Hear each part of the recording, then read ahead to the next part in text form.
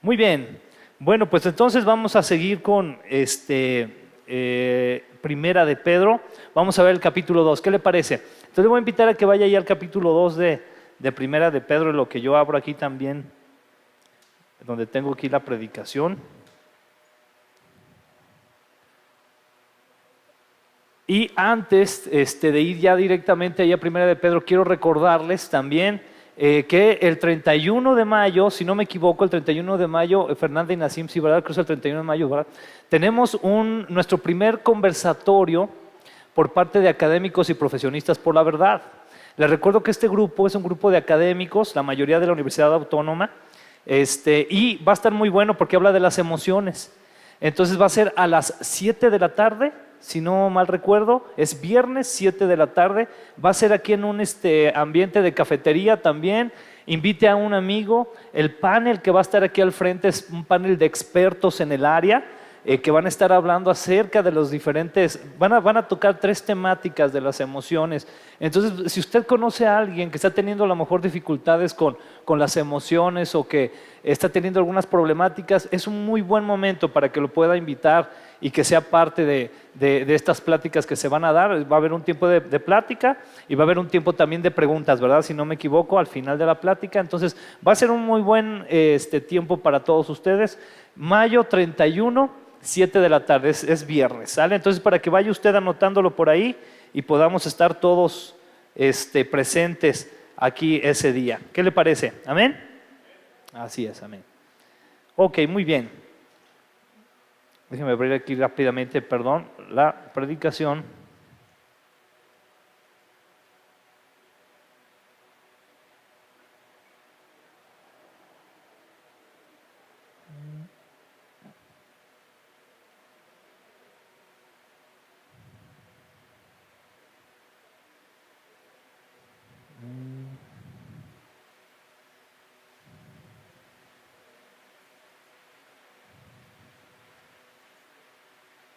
Vamos a ver, ok. Bueno, Primera de Pedro capítulo 2. Quisiera nada más rápidamente hacer un resumen de lo que vimos en el capítulo 1 de Primera de Pedro y recordarle que este libro es un libro pues muy tremendo, como todos los libros de la palabra de Dios, pero tiene una connotación muy especial porque Pedro la escribe a la iglesia en la diáspora cuando empezaron a irse a otros países la iglesia porque estaba siendo perseguida por Nerón. Entonces era un tiempo muy peligroso para la iglesia. Estaban siendo capturados los cristianos, estaban siendo llevados al circo romano. Imagínense, muchos morían, eran comidos por leones, ¿verdad? Muchos eran quemados vivos, infinidad de cosas, perdían sus tierras o pasaban por algún tipo de abuso que pues hacía muy grave la situación, estaban pasando por grande peligro. Entonces recuerde, el contexto de este libro de Primera de Pedro es una iglesia que está sufriendo, es una iglesia que está en sufrimiento, que está en persecución. ¿Estamos todos ahí? ¿Recordamos eso? Muy bien, muy bien. Hablábamos entonces que era un sufrimiento inferido por la persecución. Y Pedro les escribe porque quiere darles un consuelo basado en la vida eterna. Y eso también es muy importante que lo recordemos. Pedro no les está diciendo, vengan a Cristo y van a ver que los van a dejar de perseguir. Vengan a Cristo y van a ver que ya no van a abusar de ustedes. Sino que al contrario, les estaba dando un consuelo donde Él les decía, no se preocupen, tenemos un consuelo hacia la vida eterna, tenemos un premio hacia la vida eterna, tenemos que seguir adelante. En ese sentido, Pedro también les hablaba acerca de vivir una vida santa. ¿Qué quiere decir? Una vida apartada, es decir, ser leales a Cristo, aún en medio de los problemas, aún en medio de las dificultades. ¿Cuántos de aquí tenemos dificultades o problemas? Yo creo que todos, ¿verdad? Pero tenemos que ser leales a Cristo. Y recuerde, si comparamos lo que la iglesia sufrió, realmente usted y yo no estamos sufriendo nada. ¿Está de acuerdo? Realmente no sufrimos nada. Pero si estamos pasando por alguna circunstancia, podemos saber que podemos ser leales a Cristo. También Pedro aprovecha este libro para decirle a la iglesia que debemos de ser colaboradores de Cristo y que aquel que sufre por Cristo es colaborador de Él. ¿Qué le parece? Poco popular, ¿verdad?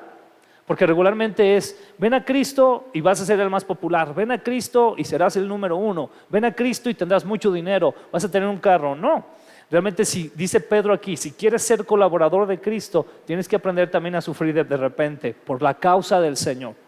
Recordemos también que hablamos de esto, no se trata del sufrimiento porque el hermano no me saludó en la iglesia. No, ese no es ese sufrimiento por causa de Cristo. Es un sufrimiento que realmente tiene que ver por esos esfuerzos que hacemos por buscar al Señor y esas persecuciones que tal vez podemos pasar.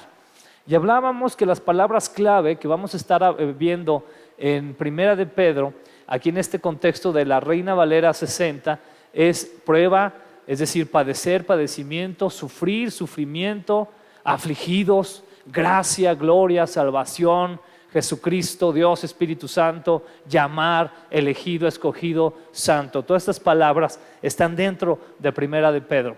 Entonces, ¿estamos todos bien hasta aquí en este resumen? ¿Sí? Nos preguntábamos también, ¿cuáles son nuestras pruebas? Nos preguntábamos, ¿estamos expectantes de la alegría inmensa que viene en el cielo, en la vida eterna? ¿Estamos dispuestos a vaciarnos a nosotros mismos para que sea Cristo quien reine en nosotros y que podamos hacer la obra entonces del Señor Jesucristo? Es decir, como a renunciar a nosotros mismos para que Cristo sea quien reine. Amén. Nos preguntábamos esto, pues en base de ese contexto, hermano, también hablábamos lo siguiente, hablábamos acerca de preparar nuestra mente para actuar, recordando que nuestra mente está el máximo campo de batalla, aquí los pensamientos. No actuamos sin antes pensar.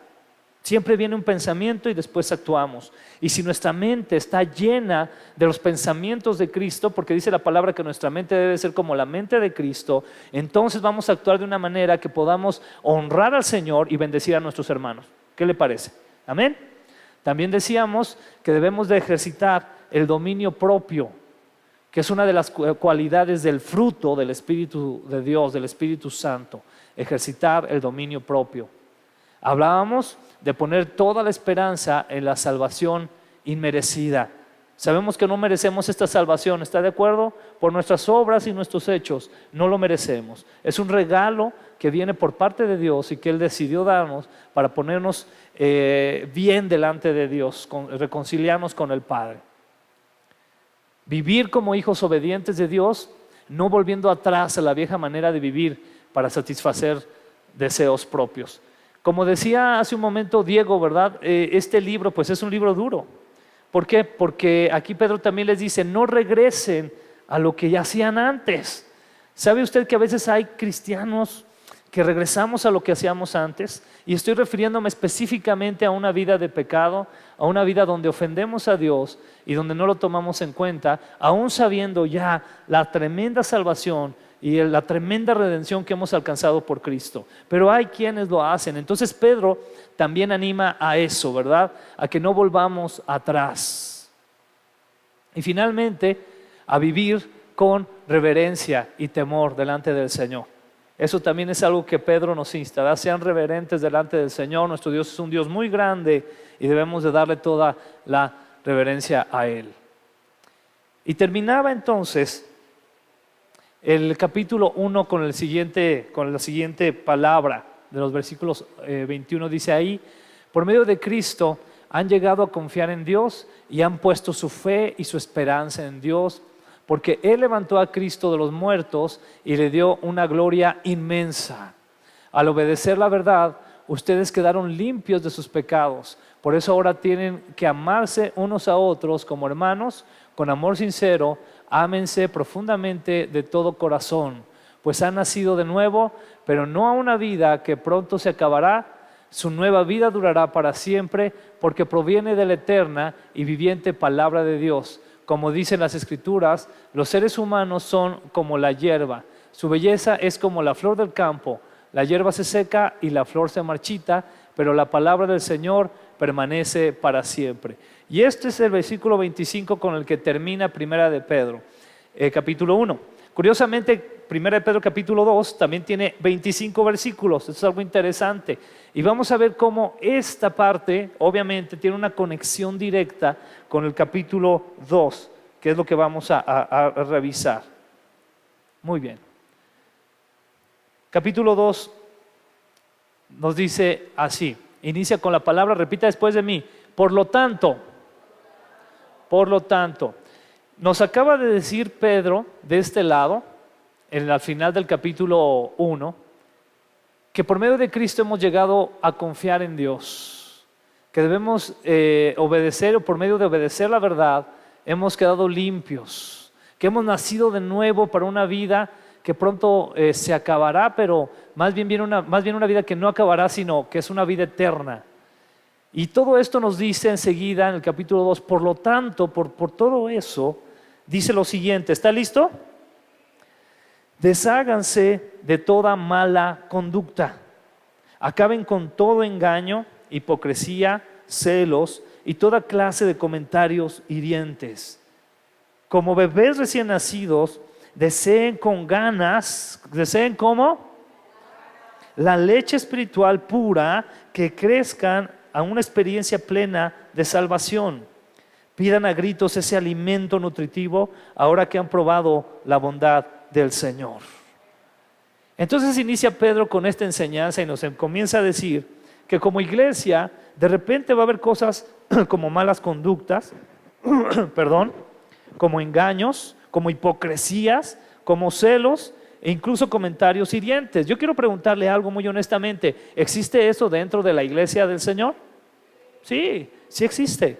A veces existen conductas, comentarios, ciertas situaciones que incluso nos lastimamos entre nosotros mismos. Y Pedro dice, si ustedes han venido ya a ser salvos, desháganse de esas cosas. Y el deshacerse de algo es aventarlo para un lado para nunca más volverlo a agarrar.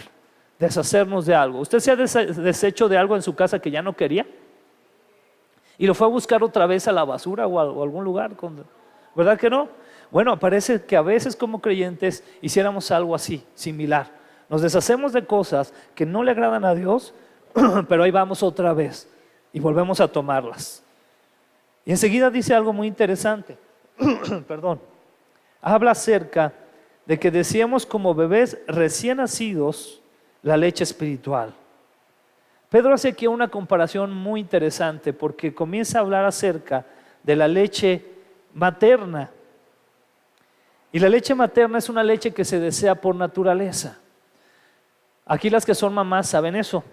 Saben que cuando nació su bebé, la mayoría, la gran parte, inmediatamente el bebé por alguna situación interesante, si lo aproxima a su pecho, ¿qué va a hacer el bebé?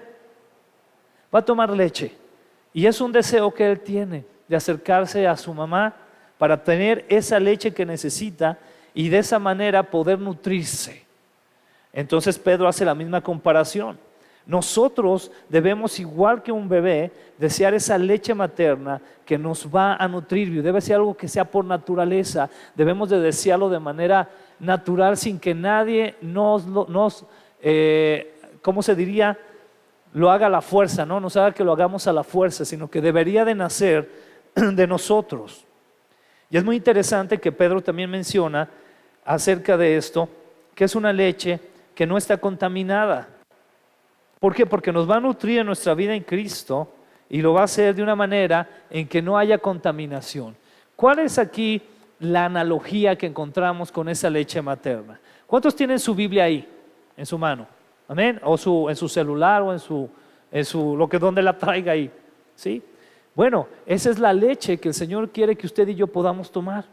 Esa leche materna. Pero dice que cuidemos que no sea contaminada, ¿verdad? Y aquí entonces surge una pregunta.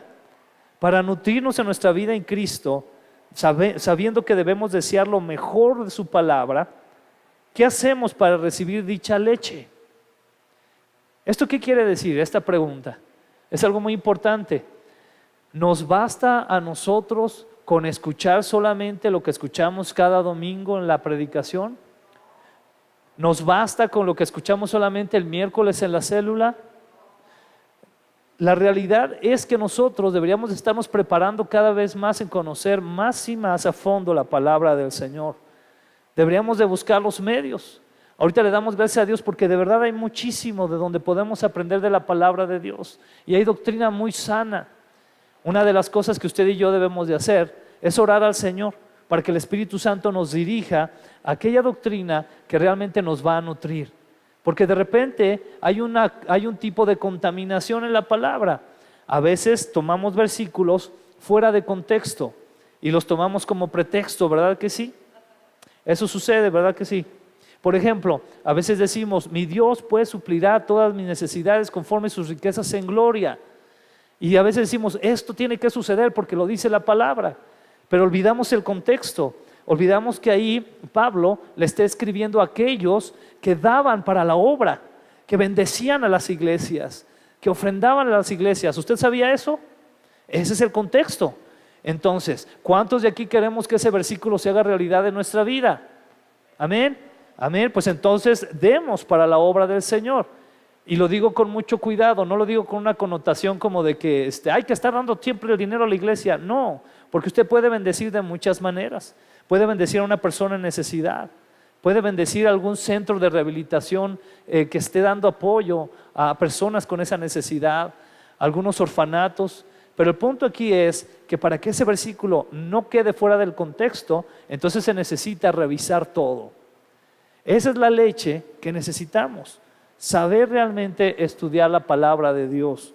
De esta manera yo quiero invitarlo a que usted lo haga, que usted se esfuerce no solamente en venir y escuchar una predicación cada domingo o cada miércoles en una célula, sino que en su casa estudie la palabra del Señor. Eso es muy importante, que usted busque los medios para conocer más y más del Señor. ¿Cuántos dicen amén? Enseguida encontramos de los versículos 4 al 9 lo siguiente, dice así: ahora ustedes se acercan a Cristo, quien es la piedra viva principal del templo de Dios. La gente lo rechazó, pero Dios lo eligió para darle gran honra. Y ustedes son las piedras vivas con las cuales Dios edifica su templo espiritual. Además, son sacerdotes santos. Por la mediación de Jesucristo, ustedes ofrecen sacrificios espirituales que agradan a Dios. Como dicen las Escrituras, pongo en Jerusalén una piedra principal elegida para gran honra, y todo el que confíe en él jamás será avergonzado. Así es, ustedes, los que confían en él, reconocen la honra que Dios les ha dado, pero para aquellos que Dios le ha dado, pero para aquellos que lo rechazan, la piedra que los constructores rechazaron, ahora se ha convertido en la piedra principal. Además, Él es la piedra que hace tropezar a muchos, la roca que los hace caer. Tropiezan porque no obedecen la palabra de Dios y por eso se enfrentan con el destino que les fue preparado. Pero ustedes no son así. ¿De quién está hablando aquí? De nosotros. Pero ustedes no son así porque son un pueblo elegido. Son sacerdotes del Rey, una nación santa, posesión exclusiva de Dios. Por eso pueden mostrar a otros la bondad de Dios, pues Él los ha llamado a salir de la oscuridad y entrar en su luz maravillosa. Estos son versículos poderosos, llenos de doctrina. Hay una doctrina muy fuerte aquí dentro de lo que Pedro nos está explicando. Nos dice la palabra que nos hemos acercado a Cristo ya que pertenecemos a una comunidad que forma como piedras vivas un solo templo, pero la piedra principal es Él. Empieza a hablar de una piedra. Entonces aquí hace otra analogía. Compara a Cristo con una piedra, pero es una piedra que como piedra principal, como piedra angular, es la piedra que nos da a nosotros la unidad para estar junto con esta piedra, ¿verdad? Suena muy redundante lo que le estoy diciendo, pero Jesucristo es esa piedra que fue enviada para formar su templo. ¿Sabe usted que el Señor ya no habita realmente en templos hechos de mano? Estamos aquí en este lugar, ¿verdad?, que estamos rentando, y es un lugar hecho de tabiques, es un lugar hecho de cemento, pero realmente el Señor habita en templos hechos de carne, que somos usted y yo. Y Jesucristo es la piedra principal de ese templo. Y cada uno de nosotros somos como un tabique, una piedra más, que va formando el templo del Señor. Y eso es muy importante, porque entonces nos hemos acercado por la gracia de Dios. Interesante cómo lo menciona aquí Pedro, que nos hemos acercado por la gracia de Dios para ser parte de este templo. Y aquí yo quiero hacer una pregunta. ¿Usted realmente quiere ser parte de este templo? ¿Del templo del Señor Jesucristo? Creo que sí queremos serlo. Jesús entonces es el centro de su iglesia. Realmente no podemos solos. Necesitamos estar cerca de Cristo para unirnos unos a otros y ser un solo lugar en su presencia. Un lugar donde pueda habitar su presencia. Esto es muy interesante porque también nos habla de la comunión que debemos de tener los creyentes, hermano. Es muy importante que usted y yo nos congreguemos, que busquemos un lugar donde tengamos otros hermanos en Cristo para poder conformar este templo. Les repito, no estoy hablando de un templo de piedra, pero sí estoy hablando de una comunidad. Qué importante es la comunidad en Cristo. Qué importante es que usted esté bien apegado a Cristo para que de esa manera pueda bendecir a sus hermanos. ¿Cuántos de aquí queremos bendecir a nuestros hermanos? Amén. ¿Sabe que va a ser muy difícil que usted pueda bendecir a sus hermanos si usted está despegado de Cristo? ¿O va a ser casi imposible que lo haga? Necesitamos estar pegados a Él. Y una vez que estamos pegados a Él, entonces conformamos ese templo y estamos construyendo un lugar donde habita la presencia de Cristo. Nos dice aquí Pedro que Cristo ha sido rechazado. Y le tengo una noticia. A nosotros también nos van a rechazar. ¿Cuántos de aquí, perdón hermano, cuántos de aquí les gusta el rechazo? Pues creo que no, ¿verdad? Pero es importante que tengamos eso en mente, hermano. Vamos a ser rechazados. La cultura en general de nuestro tiempo, la cosmovisión en general de nuestro mundo, rechaza a Dios y rechaza a Jesucristo. Y si usted está apegado a la piedra angular que es Cristo, probablemente sea rechazado. ¿Por qué lo rechazaron? No espere menos. No espere que por ser cristiano va a ser el más popular de su salón. No espere que por ser cristiano va a ser el más popular de su trabajo. Tiene que dar el amor de Cristo y un buen testimonio, lo vamos a ver. Pero probablemente sea rechazado. Cristo fue rechazado. Entonces no esperemos menos. La figura del templo entonces es una más de esas figuras que encontramos en la palabra, como por ejemplo la vid, el rebaño, la novia, un cuerpo, una familia, una ciudad. Y entonces el templo también es otra figura de cómo somos parte del Señor Jesucristo. Y aquí viene una parte muy importante, y este versículo a veces lo hemos leído y cuando lo leemos nos sentimos así como que nos inflamos, ¿verdad? Ahí le va, se lo voy a repetir, dice así: pero ustedes no son así porque son un pueblo elegido, dice, son sacerdotes del rey. Qué bonito, ¿no? Que nos digan, son sacerdotes del rey. Una nación santa, posesión exclusiva de Dios. Imagínense, ¿sabe que somos posesión exclusiva de Dios? Exclusiva de Él. Por eso pueden mostrar a otros la bondad de Dios, pues Él los ha llamado a salir de la oscuridad y entrar en su luz maravillosa. Somos un real sacerdocio, hermano. Pero le voy a decir una cosa. Somos un real sacerdocio no para ostentar un título, para decir soy un sacerdote de Dios, ¿no? Tengo un gran título. No, lo somos porque el Señor pone en nosotros, ahí está, perdón, el versículo al final, porque el Señor pone en nosotros una responsabilidad. ¿Sabe qué era lo que hacía el sacerdote en el antiguo pacto? ¿Qué era lo que hacía? Ofrecía sacrificios para conciliar al pueblo con Dios. De tal forma que cuando el pueblo pecaba, llegaba a ofrecer estos sacrificios, el sacerdote lo ofrecía y entonces podían estar otra vez en paz con Dios, en contacto con Dios. Eso es lo que aquí nos está diciendo Pedro. Nos está diciendo, ustedes han sido elegidos para traer, así como a ustedes les pasó, de las tinieblas a la luz admirable de Cristo a aquellos que lo necesitan. ¿Usted ha pensado en sus familiares, en sus amigos, en sus vecinos, gente que tiene cerca que necesitan de Cristo? ¿Sabe a quién va a usar el Señor para eso? A usted. Eso es el real sacerdocio, que el Señor lo va a usar para que usted pueda ser un medio. Fíjese, lo voy a decir con mucho cuidado porque sabemos que el medio de conciliación, ¿quién es? Cristo, ¿verdad? Pero usted se convierte en un medio que los trae a conciliarse con Cristo. Entonces usted es ese sacerdote. Era lo que hacía el sacerdote, conciliar. Qué tremenda función el Señor nos da, ¿no cree? Es una gran responsabilidad la de ser un sacerdote de este nuevo pacto. Y aquí viene la pregunta por causa de esto, ¿no?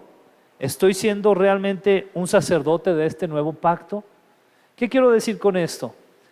En mi vida como creyente, estoy esforzándome por conciliar al mundo con Cristo, conciliar al mundo con Dios. Me estoy esforzando por hacerlo, porque ese es mi papel. Es decir, el ser escogido, el ser real sacerdocio, no es para que yo diga, soy escogido, ahora soy real sacerdocio, no te acerques a mí, yo soy especial, aquí estoy guardadito. No, es para cumplir una función. El real sacerdote cumplía esa función. ¿Y sabe qué? Que llegaba incluso a haber momentos en que si no la cumplía bien, podía costarle hasta la vida. Qué tremendo, ¿no? ¿Usted sabía que el sacerdote cuando entraba al lugar santísimo llevaba unas campanitas y llevaba como un tipo cordón amarrado a sus pies? ¿Cuántos sabían eso? ¿Sabe por qué era? Porque si entraba él y entraba en pecado, moría ahí delante de la presencia de Dios. Entonces al caer sonaba. Entonces decían, murió el sacerdote. Y como nadie más podía entrar a su lugar, porque si entraban eran consumidos también, lo tenían que sacar con la cuerda. Ahora, ¿verdad que cambia la connotación aquí ya? Sí, tenemos una gran responsabilidad. Hay mucha necesidad. Y si usted y yo hemos sido llamados real sacerdocio, nación santa, es porque ahora debemos de cumplir una función que no pudo cumplir Israel en su momento, pero ahora nosotros la podemos cumplir por el nuevo pacto en Cristo. ¿Cuántos dan gracias a Dios? Amén. Vamos a los versículos 10 al 12. Dice así: antes no tenían identidad como pueblo. Ahora son pueblo de Dios. Antes no recibieron misericordia. Ahora han recibido la misericordia de Dios. Queridos amigos, ya que son extranjeros y residentes temporales, ¿cómo somos? Y residentes temporales, ¿verdad? ¿Qué le parece? Wow. Dice aquí Pedro, les advierto que se alejen de los deseos mundanos que luchan contra el alma, contra los pensamientos, hermano.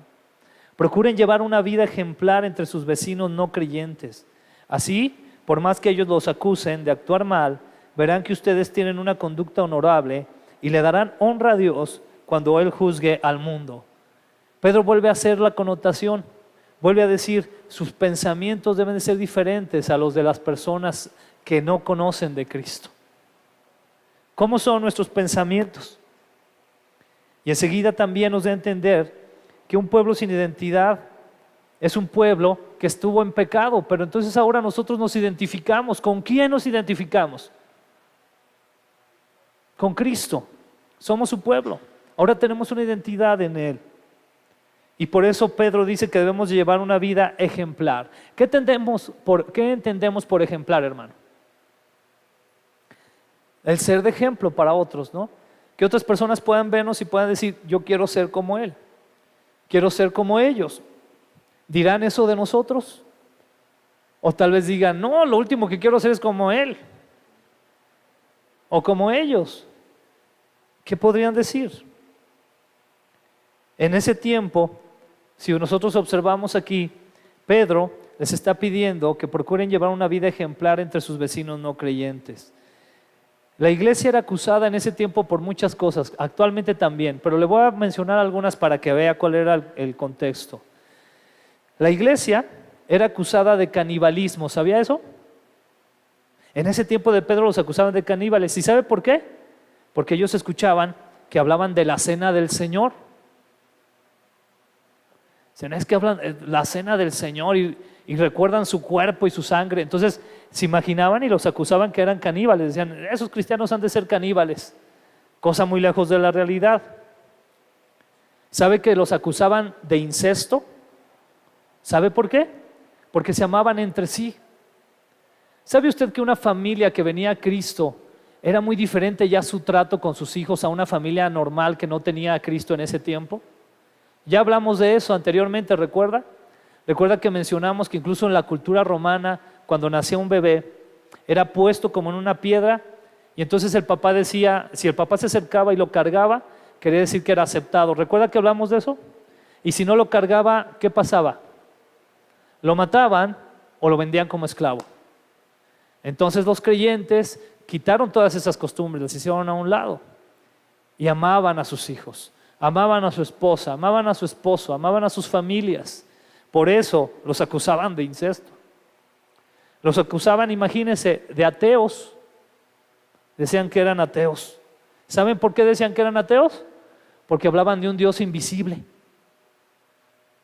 Y como en ese tiempo todos estaban acostumbrados a tener sus monotes, ¿verdad? Y la diosa tal, el dios tal, etcétera, etcétera. Entonces decían, no, esos cristianos son ateos. ¿Cómo que un Dios invisible? Pues bueno, también eran acusados de traición. ¿Sabe por qué? Porque no servían al César. Recuerda que hablábamos del kurios, que era la palabra que se utilizaba para decir Señor. Y César, específicamente Nerón, tenía una, ¿cómo se dice? Estaba aferrado a que lo llamaran Señor de esa manera. Y era como un Dios, él se denominaba a sí mismo como un Dios. Y decía, a mí me tienen que decir kurios, César, es decir, Nerón, César kurios. Y por eso cuando agarraban a los cristianos, les decían, ¿quién es tu kurios? Di que César es kurios y te puedes ir. ¿Y sabe qué hacían nuestros hermanos? Decían, no, Jesucristo es kurios. Y pues a eso les costaba la vida. ¡Qué tremendo! Los acusaban de inmoralidad. ¿Sabe por qué los acusaban de inmoralidad? Por el famoso ósculo santo, porque se saludaban de beso. Son unos inmorales. Imagínese, qué tremendo. Yo quiero que usted se pregunte, hermano, ¿lo han acusado usted por algo? ¿Por ser creyente? Yo creo que sí. A lo mejor alguna ocasión en el trabajo, oye, mira, tenemos chance de llevarnos esta lanita. No, yo no hago eso porque el Señor me ve y yo quiero estar bien delante de Él. Cristiano ya ahora no vamos a podernos llevar nada a nadie porque ya te dijimos a ti, ¿verdad? Acusaciones de ese estilo, ¿no? O de repente, oye, que vamos a ver tal película, ¿verdad? Y una película bien gruesa, ¿verdad? Como con 1000 desnudos y no sé qué tantas cosas. Y usted, no, yo no quiero ver esa película, ¿verdad? Entonces ya les aguadó la fiesta a los amigos y lo acusan de aguafiestas. Y esas son cosas pequeñas, pero hay otro tipo de acusaciones, ¿verdad que sí? Entonces, aquí ¿qué es lo que nos dice la palabra? Que de cualquier manera debemos de vivir una vida ejemplar. Una vida ejemplar. Y Pedro les decía, ustedes vivan una vida de tal forma que no tengan de qué los apunten o les digan. Entonces aquí está hablando específicamente del tono social. Es decir, cómo nos comportamos en medio de la sociedad. Pero enseguida, en los versículos del 13 al 17, empieza Pedro a hablar acerca de las autoridades. ¿Cuántos le dan gracias a Dios por sus autoridades? Por nuestras autoridades. Amén. Amén. Gloria. A veces no nos gusta el proceder, ¿verdad? Hay una parte en el proyecto La Verdad. ¿Cuántos recuerdan el proyecto La Verdad del doctor Del Token?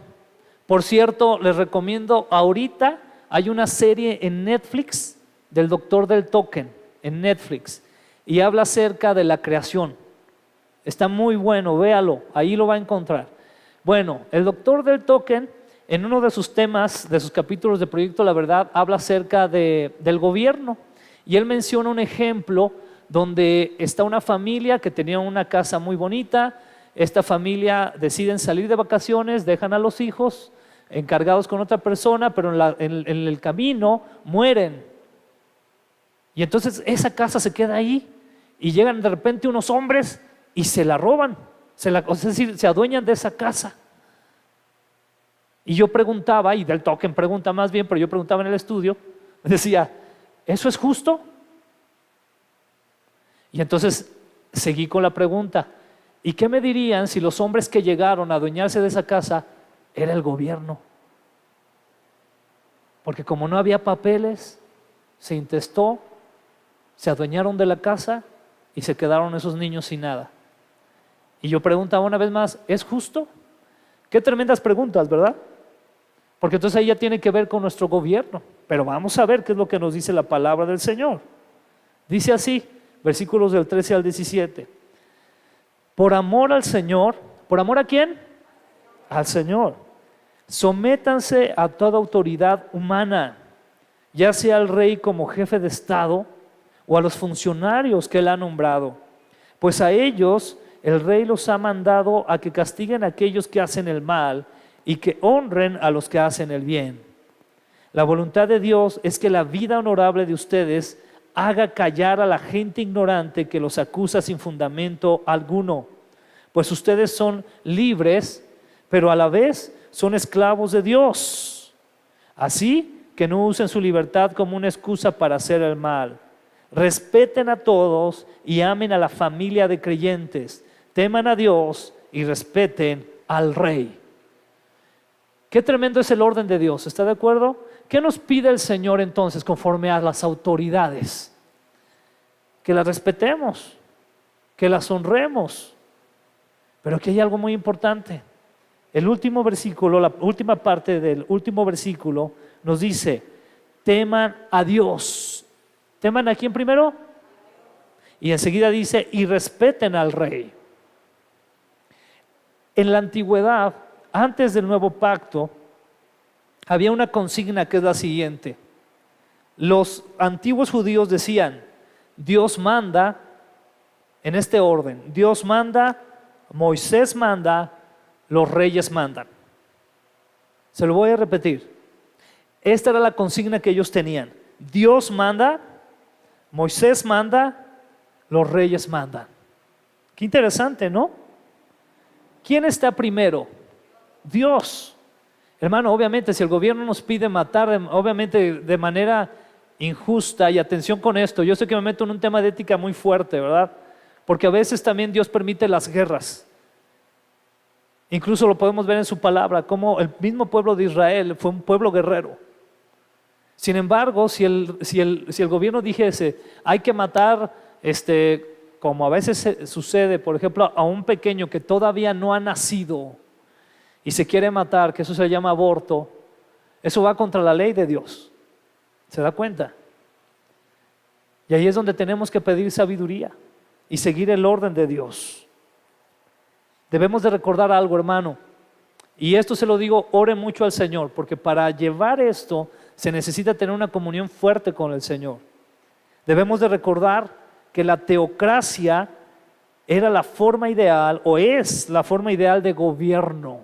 Voy a repetirlo: la teocracia es la forma ideal de gobierno. ¿Qué quiere decir la teocracia?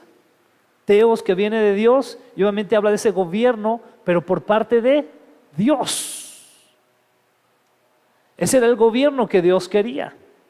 Pero pues nos queda muy claro, ¿verdad?, que desde que Adán y Eva fallaron, se perdió ese gobierno. ¿Por qué? Porque ellos mismos decidieron renunciar, decidieron rebelarse ante ese gobierno de Dios. Pero ese es el primer gobierno, el que debería existir, el gobierno ideal, el gobierno de Dios. Aristóteles, por ejemplo, decía que el hombre era un animal político para promover, y que esto lo hacía, la política lo usaba para promover la convivencia. ¿Qué le parece? Qué interesante cómo lo decía Aristóteles, ¿verdad? Un animal político, como para tratar de que las cosas fueran más o menos bien, ¿verdad? Que conviviéramos bien, que hubieran leyes, que el más fuerte no se apoderara del más débil, ¿verdad? Sino que hubiera leyes. ¿Qué le parece?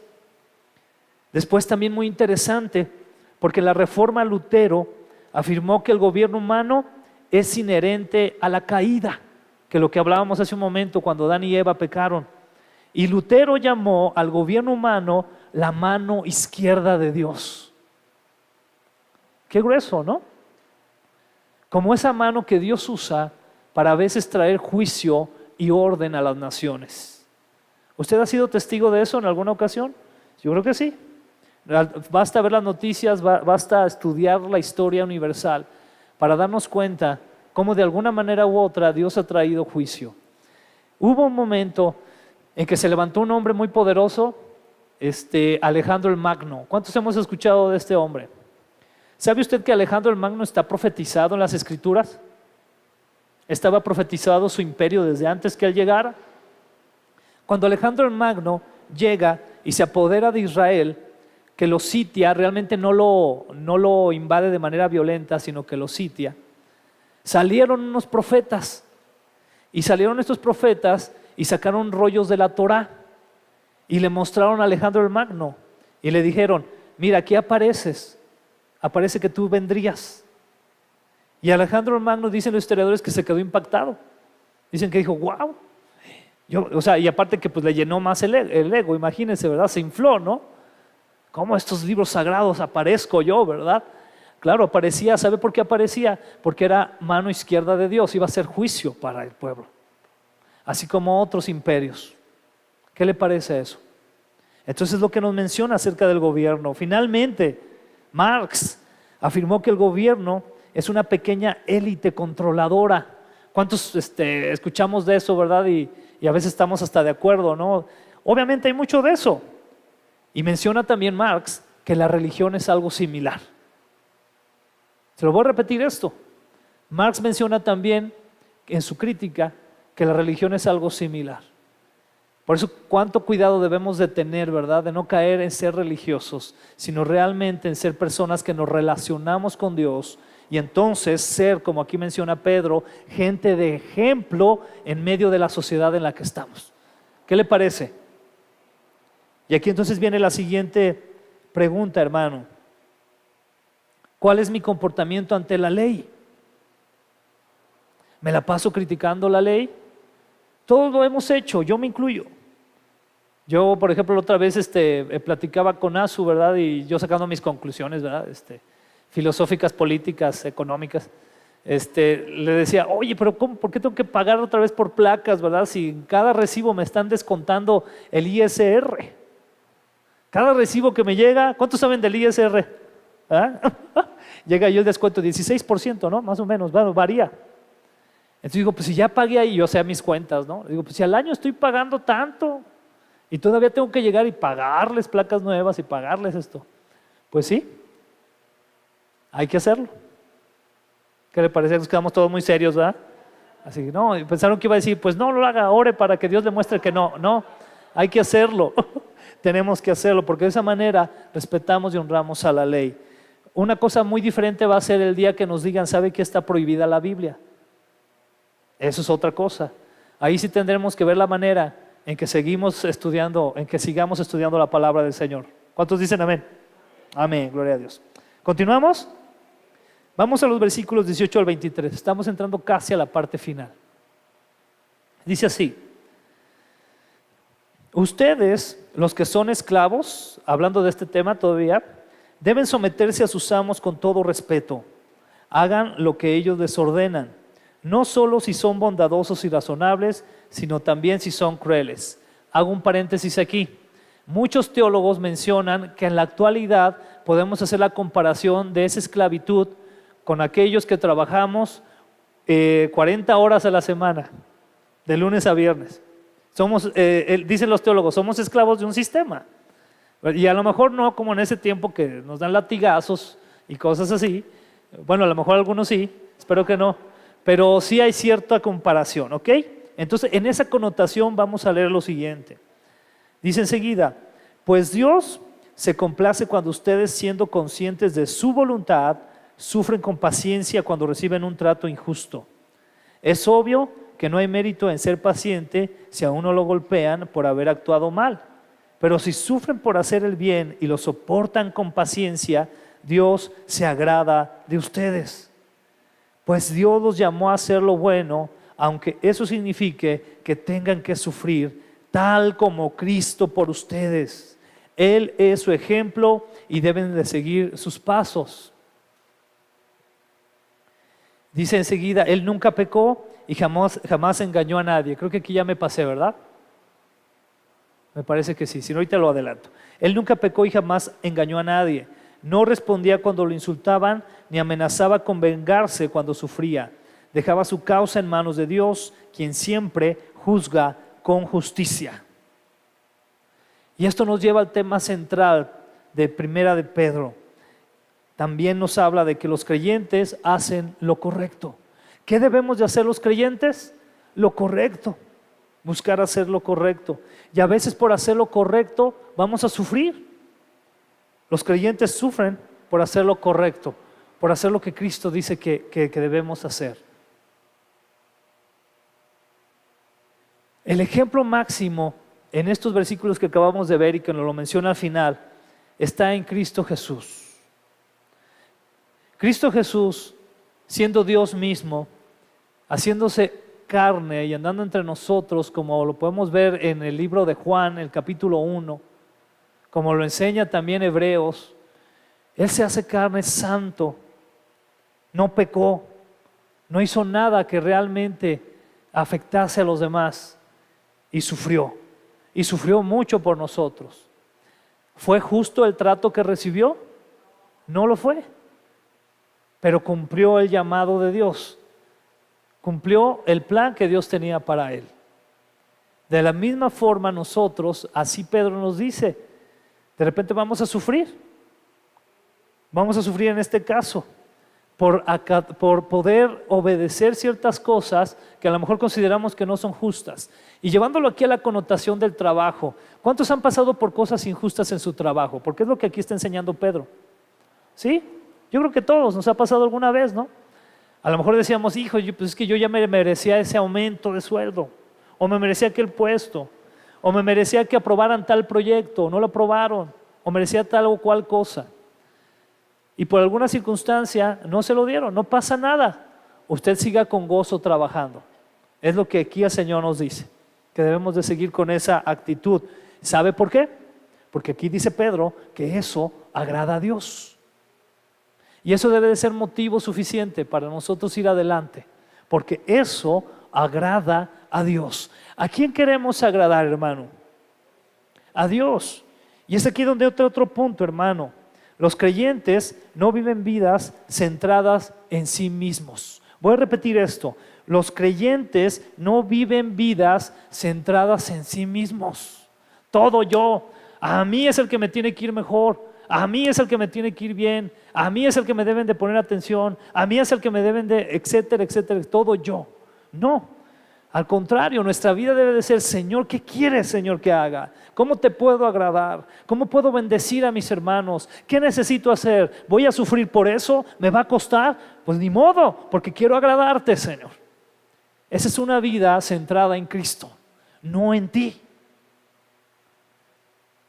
Y una vez más volveríamos al punto también central de Pedro, que él te dice, vive una vida centrada en Cristo, porque los 80, 90 o 100 años que puedas vivir aquí no se van a comparar en nada con los millones de años que vas a estar conmigo.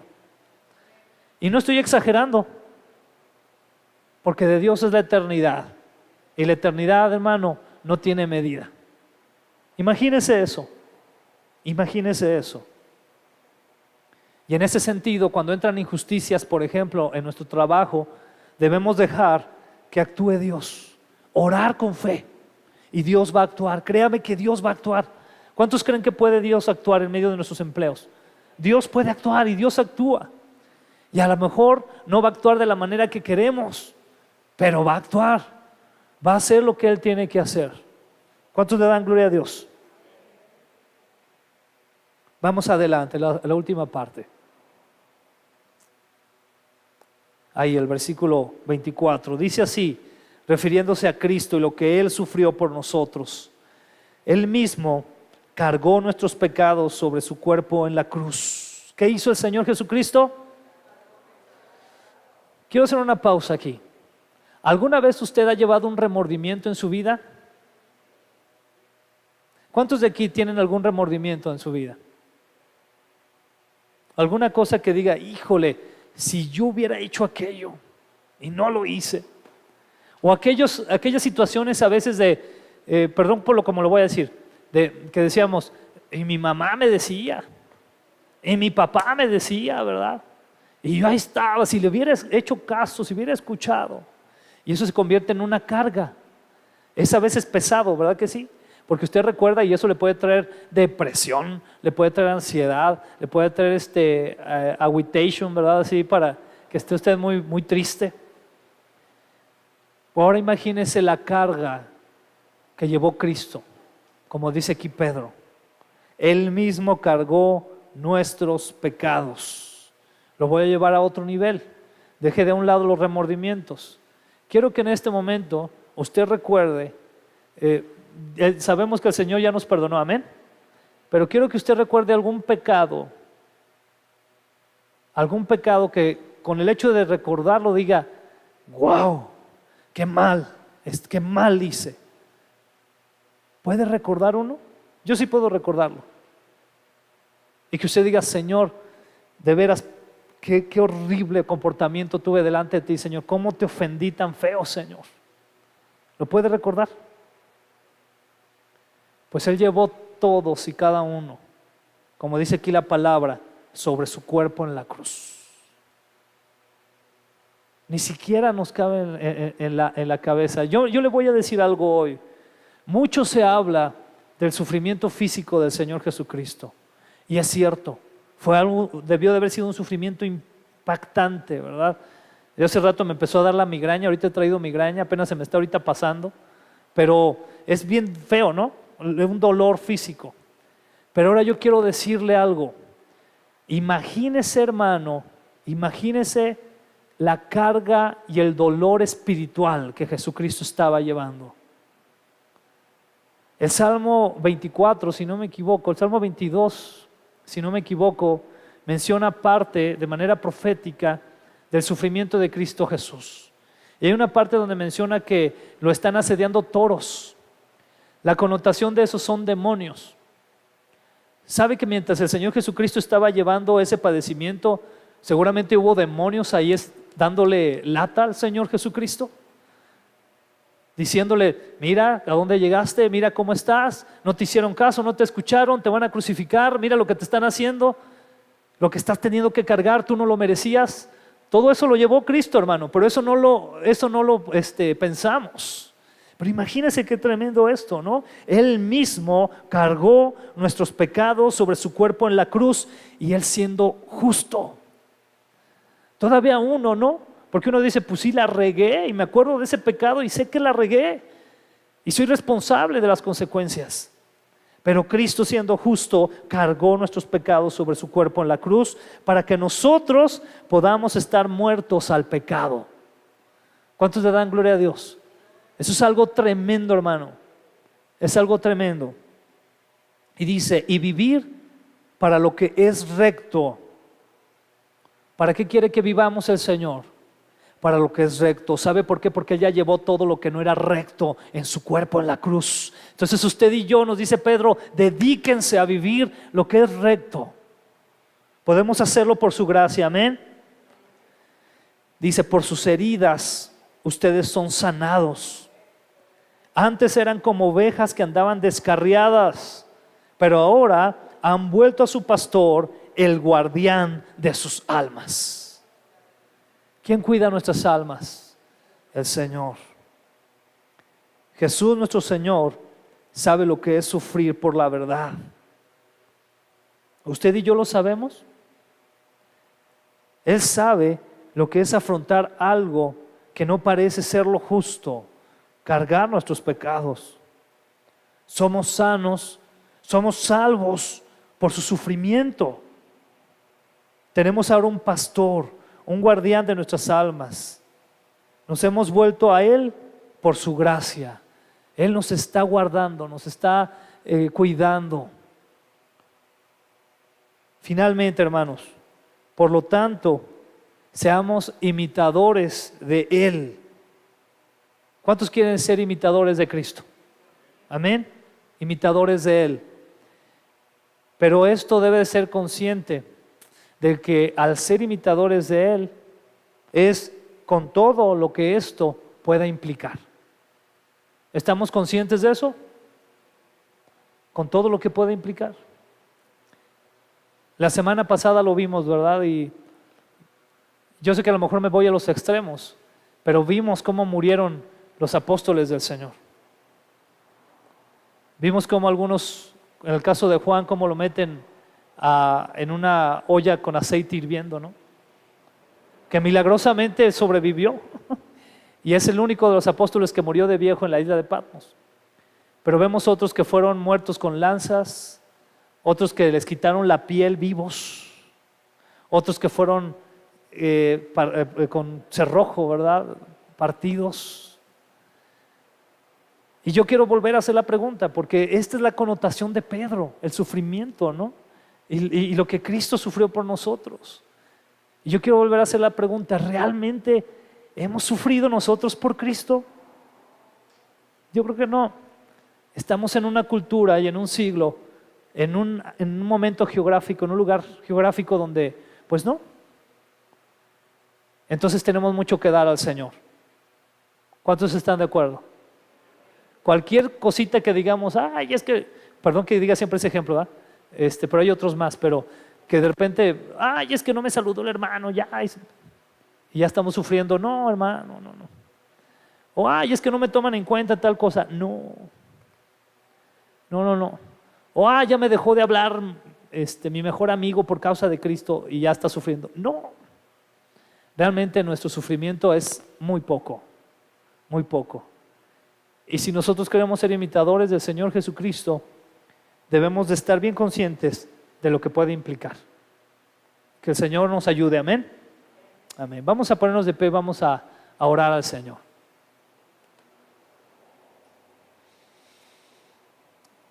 Señor, te damos gracias por tu palabra, Señor. Gracias porque tú animaste en su momento por medio de Pedro a una iglesia que estaba sufriendo tan tremendamente, Señor, pero que estaba siendo constante en buscarte, Señor.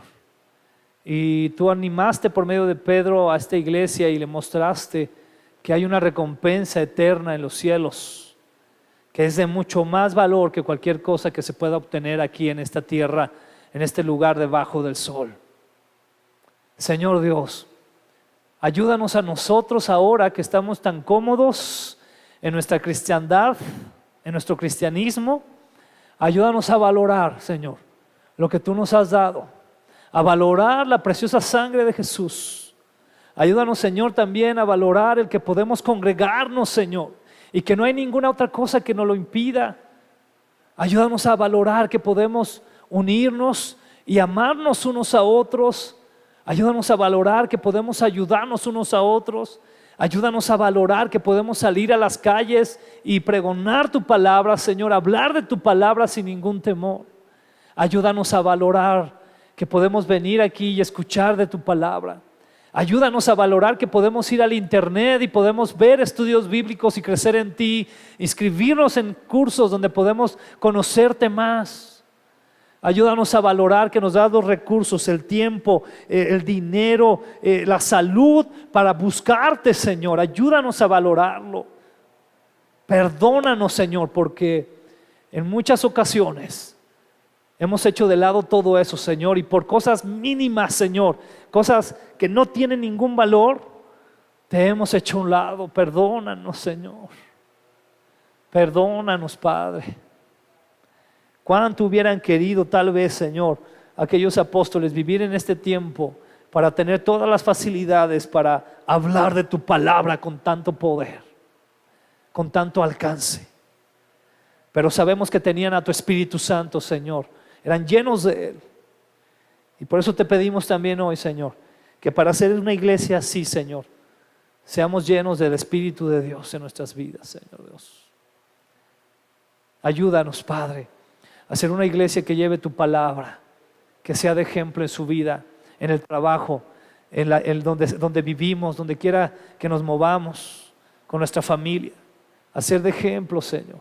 Ayúdanos. Solo tú nos puedes ayudar, Señor. Pero nosotros queremos decirte que estamos aquí, Señor, porque queremos agradarte. Queremos agradarte, Señor. Padre, queremos poner en tus manos de manera especial. Yo quiero poner en tus manos y junto con mis hermanos el conversatorio que vamos a tener en mayo. Hay muchos problemas, Señor, que tienen que ver con las emociones en nuestro estado. Y queremos pedirte, Señor, que ese conversatorio se convierta, Señor, en un parteaguas para que muchas personas puedan saber que al conocerte se encuentra la libertad, Señor, que al conocerte se encuentra el propósito de la vida. Y eso, Señor, nos da bendición a nuestras emociones. Gracias, Señor. Bendice la vida de cada uno de mis hermanos que estarán organizando este evento. Y todos los que estamos aquí, Señor, que podamos ser de bendición e invitar a otros. Pon por medio de tu Espíritu Santo en la mente de cada uno de nosotros a quién debemos invitar, Señor. Gracias te damos, Padre, en el nombre precioso de Jesús. Y todos decimos, amén, amén. Dios le bendiga, hermano. Amén. Gracias, Memo.